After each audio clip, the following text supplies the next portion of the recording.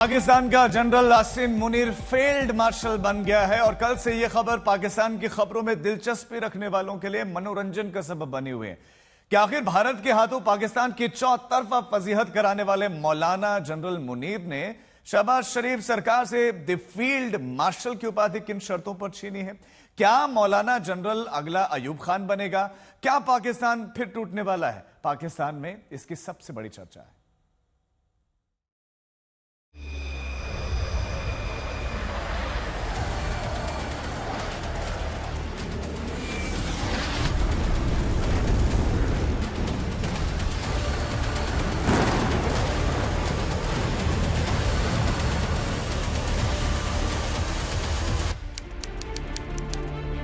पाकिस्तान के 9 आतंकी ठिकाने ध्वस्त हो गए, 100 अफराद हलाक हो गए।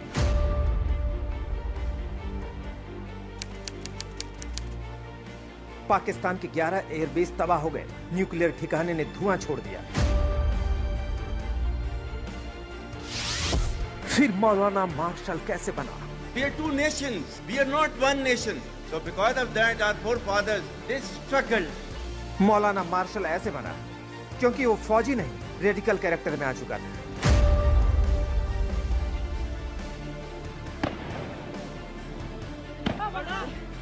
मौलाना मार्शल ऐसे बना क्योंकि उसने भारत में 26 हिंदुओं का नरसंहार करा लिया।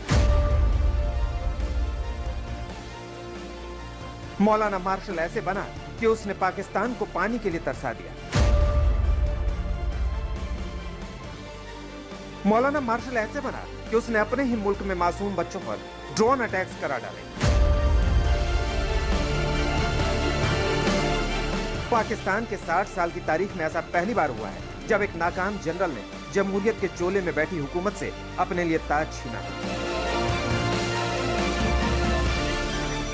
पाकिस्तान के मौलाना मुनीर ने शहबाज शरीफ हुकूमत के बाजू मरोड़कर अपने कंधे पर एक और सितारा जोड़ लिया है। पाकिस्तानी अवाम में ऐलान हो गया, मौलाना मुनीर फील्ड मार्शल बन गया। पाकिस्तान के पीएम, राष्ट्रपति, सुप्रीम कोर्ट, हाई कोर्ट सारे इदारे कतार बांधकर खड़े थे क्योंकि हुकूमत में वो ताकत नहीं थी कि एक नाकाम फौजी के खिलाफ कोई फैसला ले सके। और इसलिए फौज की बैठाई हुई हुकूमत के लिए जनरल आसिम मुनीर बन गया था फील्ड मार्शल आसिम मुनीर। मगर पाकिस्तानी अवाम कह रही थी मौलाना Asim Munir the field marshal. Pakistan दुनिया का इकलौता ऐसा मुल्क होगा जिसने अपनी पैदाइश से लेकर आज तक कोई भी जंग नहीं जीती, लेकिन वहां की फौज तमगे खूब गढ़ाती है। और ऐसा ही एक तमगा पाकिस्तान के मौजूदा सेनाध्यक्ष आसिम मुनीर ने अपने लिए गढ़वाया है। मुनीर ने अपने लिए फील्ड मार्शल की उपाधि ली है। इसका क्या मतलब है, क्या मकसद और क्या मुस्तकबिल है, आगे आपको बताएंगे। लेकिन आप बस इतना समझ लीजिए कि भारत से जंग में मुंह की खाए जनरल ने अपने ही देश में बच्चों के ऊपर ड्रोन अटैक्स शुरू कर दिए हैं।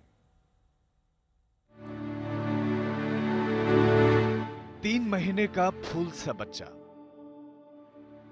3 साल का मासूम, 6 साल का बच्चा, 8 साल का बच्चा, इन 4 बच्चों की मिट्टी पाकिस्तान के मौलाना मुनीर की मेडल है। इन 4 बच्चों के परिवारों की चीखें इंसानियत के खून के प्यासे जनरल मौलाना मुनीर के लिए सेलिब्रेशन है। वजीरिस्तान की जमीन पर इंसाफ के लिए लड़ रहे जिरगा की गुहार जनरल मुनीर की कामयाबी है। पाकिस्तान का जनरल मुनीर फील्ड मार्शल क्यों बना है, उसकी एक बानगी वजीरिस्तान के मीर अली इलाके में दिख रही है, जहां पाकिस्तानी फौज ने हुरमुज गांव में ड्रोन अटैक्स करके बच्चों का संहार करना शुरू कर दिया है।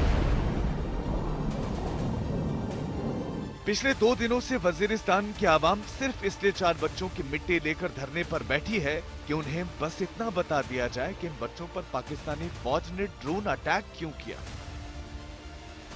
पाकिस्तान की बुज़दिल फौज और नाकाम हुकूमत में ये हिम्मत नहीं कि मीर अली चौक पर बैठे इन पाकिस्तानियों की आंखों में देखकर ड्रोन हमले की वजह बता दें।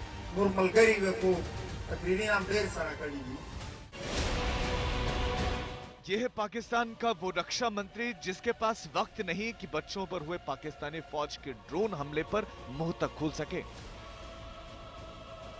ये तो पाकिस्तान का वो नामाकूल वजीर दिफा है जो जंग के हालात में सोशल मीडिया से अपडेट्स लेकर दुनिया को अपने फतह के किस्से सुनाता रहा है। पाकिस्तान का रक्षा मंत्री बच्चों पर ड्रोन हमले को लेकर खामोश रह गया, लेकिन पाकिस्तान के संसद में जहां जमहूरियत के नाम पर कबायली पंचायत बैठती है, वहां एक मौलाना ने इस दर्द की आवाज डरे सहमे ही सही उठाने की कोशिश जरूर की। पाकिस्तान की संसद में मौलाना का यह बयान तस्दीक के लिए काफी है कि वजीरिस्तान में पाकिस्तानी फौज ने अपने ही मुल्क के दूध पीते बच्चों पर ड्रोन अटैक्स किए हैं। यकीन ना हो तो पाकिस्तान के मानवाधिकार आयोग का यह पोस्ट देखिए, जिसमें लिखा है कि खैबर पख्तूनख्वा के उत्तरी वजीरिस्तान में हुरमुज गांव के ऊपर ड्रोन हमले में कई बच्चों की मौत से आहत हैं।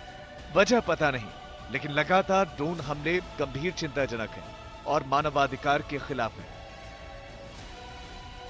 पाकिस्तान की खूनी फौज की करतूतों पर इससे ज्यादा कहने और सुनने की हिम्मत पाकिस्तानी आवाम में नहीं है, क्योंकि पाकिस्तान अपनी पैदाइश के बाद से उस फिसड्डी फौज के चंगुल में फंसा रहा है जो सरहद के बाहर तो लुटती पिटती सरेंडर करती और भागती आई है, लेकिन अपने मुल्क के बाशिंदों पर हवाई हमले तक करने से नहीं चूकती।